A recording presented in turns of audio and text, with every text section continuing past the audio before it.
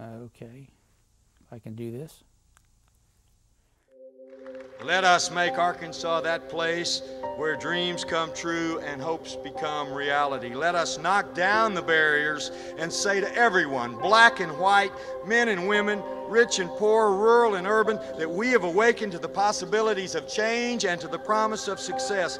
Follow your hopes and follow your dreams. Follow them right here in Arkansas. We will be stewards of our heritage and the authors of our future.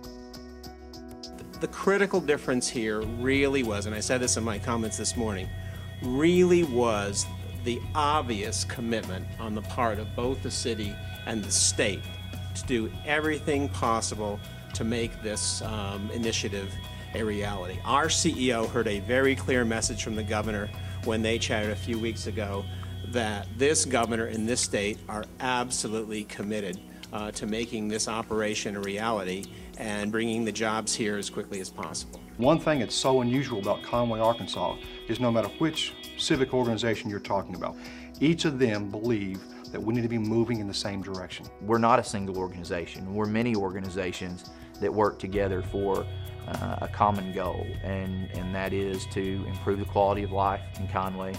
If we improve the quality of life in Conway and we're a great product, then we'll be attractive to economic development prospects. We can steal the best ideas from the best cities and bring them here, and that is a choice. We choose to grow smart, and that's a commitment that we in city government have. I think we made a decision 8 or 9 years ago that this is where we wanted to go. We took steps to set our own standards rather than have them set for us, whether it was regarding planning or parks or transportation. From things like our technology park, which we bought about 8 years ago, designed it, master planned it, and we tried to create an environment that we thought technology companies would respond to. And HP was the biggest vote of confidence we could have ever gotten. We also looked at some of the educational infrastructure in the city. The colleges and university are our most important asset. And time again, the city has made investments in those institutions. And there is no better investment you can make. You can't separate education from economic development. It is significant for HP to come to Conway and to place their trust here in Conway. I think it says a lot about the community. I think it says a lot about the fact that we have colleges here that they can lean back on. It was our responsibility to create that community. It was our responsibility to put the pieces in place to be competitive for a company like HP. It is not the state's responsibility to do everything. It's our responsibility as a community to do some of the things that we can do and partner with the state. And I think companies want that. New jobs are brought to Little Rock. That ultimately is going to help Searcy or North Little Rock or Lone Oak. So it's being able to see that bigger picture and being able to work together as a partnership, as a team, for the greater good of the broader community. Conway and the state of Arkansas, offered, everything that we needed in terms of an IT literate workforce, in terms of land and infrastructure, in terms of incentives, in terms of an outstanding university, and again, say it again, a political will, a commitment to economic development. Conway's not the only community that can do something like this. We just happened to be ready for it at the time. I think the HP announcement for us was a lot more about what happened in 8 or 9 years before the announcement than what happened in putting the deal together, although that was obviously important. We had prepared for that day, not knowing who it would be. The people of Conway were responsible for the decision for HP to be located in this specific community, and all Arkansans will benefit from it.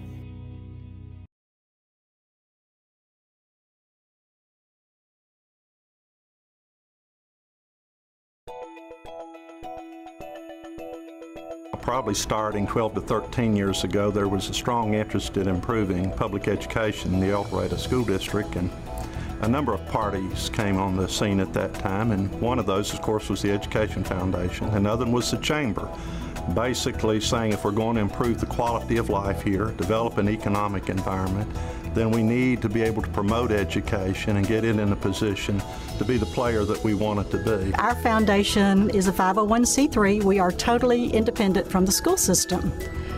We exist because of the generosity of the businesses and donors in El Dorado and the strong leadership of Claiborne Deming, who had a vision for what our schools could be. We have the only secondary school system in the United States that has an endowed chair program. We survey our students after their first semester of college to see if we're putting out a good product. In those first 2 years of surveys, we had students telling us that they needed a stronger background in mathematics. And so the idea of the chair was born. And so the mathematics chair is the first chair that was endowed in El Dorado. I think the unique aspect of the chair position is you got one person that's responsible for helping to make sure teachers and students have everything they need to be successful all the way through school. Their position is really unique, where they have charge of the curriculum and the personnel from kindergarten through 12th grade. If I use the analogy of a coach, it's very similar to what a coach does growing a team. I think overall you can't argue with results. Our math scores have shown a steady increase over the last 8 or 9 years, and we look for that to continue. So you can't argue with the results. It's brought about change. You know, for $50, a teacher can decorate a room, but for $5,000, they can change the world for a student. We write grants for equipment and things like that. We write it to the Education Foundation. They fund our grants. You know, that's why I have these microscopes. That's why I have this butterfly garden, because I wrote a grant to the foundation and they funded this. This is the second year that we've done Academic Signing Day. We do it a little bit different than some of the other school districts do, in that every student that receives a college scholarship gets to sign a letter of intent. It is a fabulous thing to see. Everything is just positive, positive, positive, and that enthusiasm, it filters down to the children. It's critical that education and the business community be linked if we're going to be the kind of partners that it takes to create the environment that we need. As businesses and organizations, we should ask ourselves, what are we doing to make a broader contribution to the communities that we live in? And if the answer is we're not doing anything, maybe we should ask ourselves the question, why not, and why shouldn't we be doing more? People who want to improve their situation can come together and do it.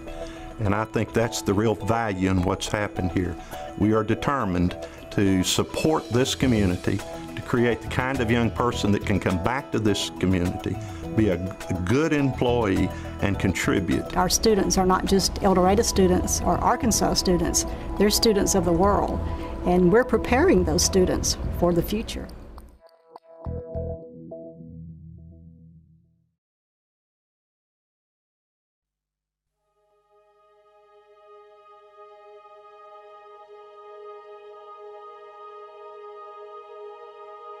Well, they say Poinsett County is probably the leading rice producer in the world per capita. Since I was a boy, the water table has went straight down. It costs us a lot more money now to drill a well, plus it costs us a lot more to use that well. As far as we're pumping so deep out of the ground now, it's going to make it hard to raise rice feasibly, and so that's why it's important that we can use our own surface water instead of using groundwater.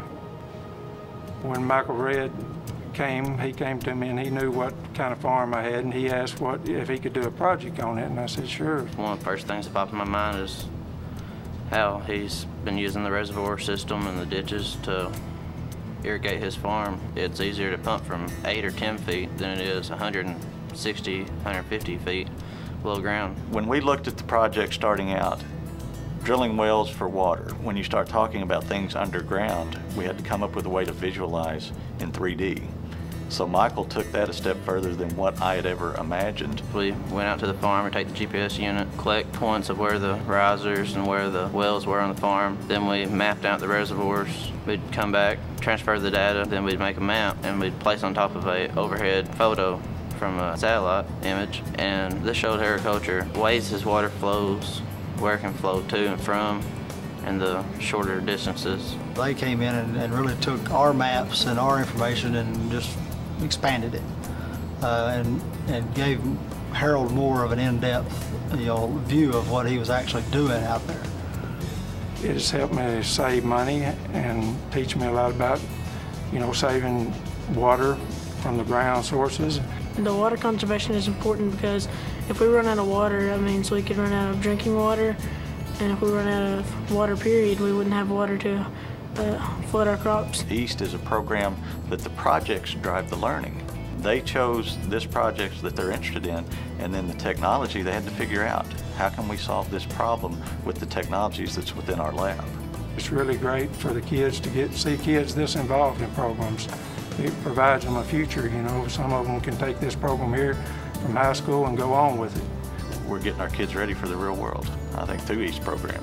EAST has shown me that there are problems around here that I can stay at home and help out just as much if I went somewhere big and did the same exact thing. I feel like I'm really helping out the community, and it makes me feel good because I know that I have a part of something this big. We start out with small projects, and all of a sudden they're growing to much bigger projects. Michael wanted to learn about GIS. Well, obviously I can hand him a book, but that's not very exciting. Why not apply it to the real world out there?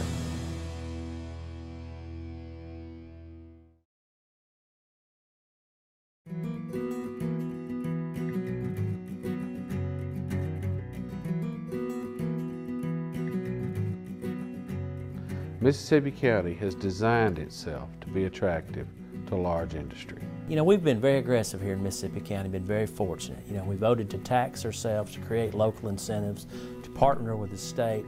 Passed a half-cent sales tax countywide. It's administered through the county government, and organized the Great River Economic Development Agency. The interesting thing about that is the people of Mississippi County have voted to tax themselves 5 times in the last 7 years. And all we've seen from it is good, positive growth, great jobs, houses being built again, incredible sports recreation facilities for our children.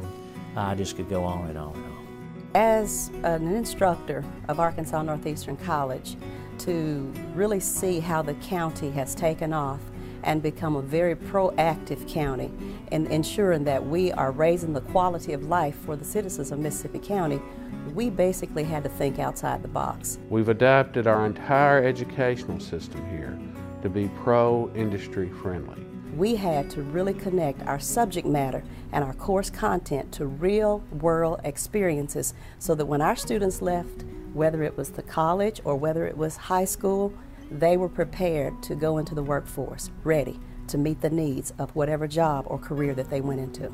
The college was just one of the players working with our economic development professionals and our elected officials to make sure that we put all the ingredients together, not only to bring businesses here, but to provide them with a trained workforce capable of doing the jobs that they had in their plants, and also capable of growing with them as they applied more technology to their operations and expanded their operations over the years. And now some of the most productive, efficient, profitable businesses in the world are right here in Mississippi County.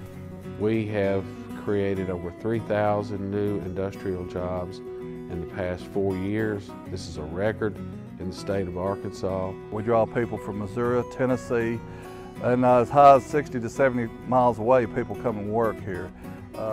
Great loyal employees, dedicated, and good people. What starts first for us is the educated worker, bringing the people in with the right values. And as we grow, we continue to develop and expand, we'll be adding more and more technical jobs to the area.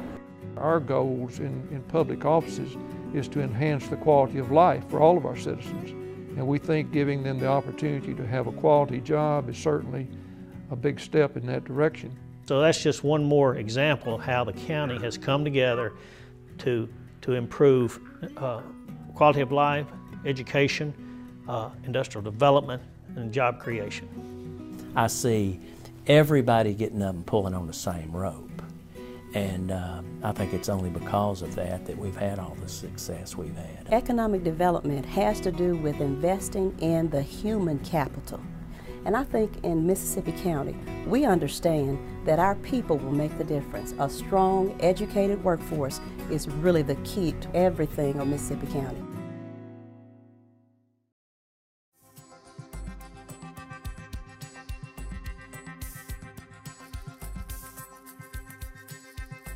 Just knowing that our teachers are there for us, both inside and outside of the classroom, really means a lot. And Bentonville High School really facilitates success. And that, I think, is the best thing about Bentonville High School, is that we are surrounded by encouragement and support. The greatest connection that a parent has to a school is the relationship with the child in that one teacher or teachers that your child works with. Understanding our business and then bringing in the very best teachers to implement it, I think that's what makes us a good district. I think a huge challenge for us is going to be that world of service and vocational education that is out there that requires technical training to get there. But you need a very significant skill level from high school to get trained in that in post-secondary. These kids understand what their future can be like. They know how to utilize technology. They know how to utilize knowledge. This is my 38th year in the field of education. And over the years, there's been dramatic changes, and technology is the driving force behind those changes.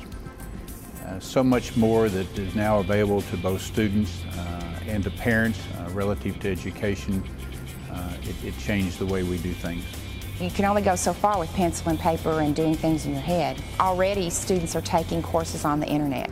We have the InterWrite board. You can bring in things that from the internet and put that on your board and the kids can look at that. There's a teacher tube and teachers can actually go on that and record themselves teaching a lesson. And if a student is absent, they can go to your website, click on that little icon and look at the lesson that you actually taught. These students that we teach today are really learning things that a lot of the teachers actually never had in college. There's so many honors and advanced placement classes that are an option for us. I feel taking those classes has really prepared me for college courses. Well, next year I'll be attending the University of Missouri. I'm very thankful for what I've received here at Bentonville High School, and I'm ready for next year, and I think BHS has had a lot to do with that.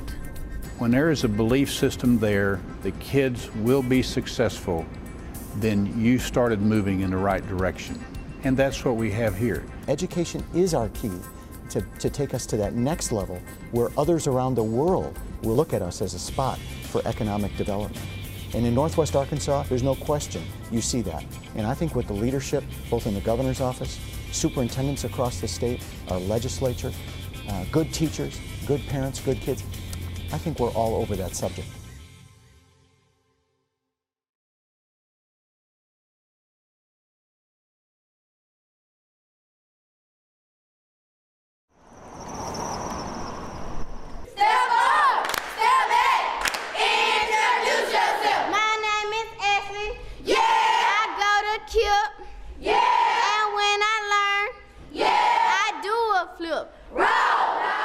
KIPP Delta College Preparatory School started in 2002. It actually happened because there were some people in town who wanted to see educational change brought to their community. KIPP Delta College Preparatory School is a free public charter school. It's open enrollment, anyone can come here, but they have to be willing to follow our two most important rules, and those are work hard and be nice.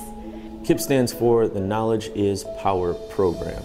That's what the letters stand for. I think in general what KIPP really stands for is high expectations, a belief that every child can learn and will learn. Every child should have the opportunity to learn. At the center of our mission, the core of who we are as a school is sending kids to college. And I just think that that's so exciting.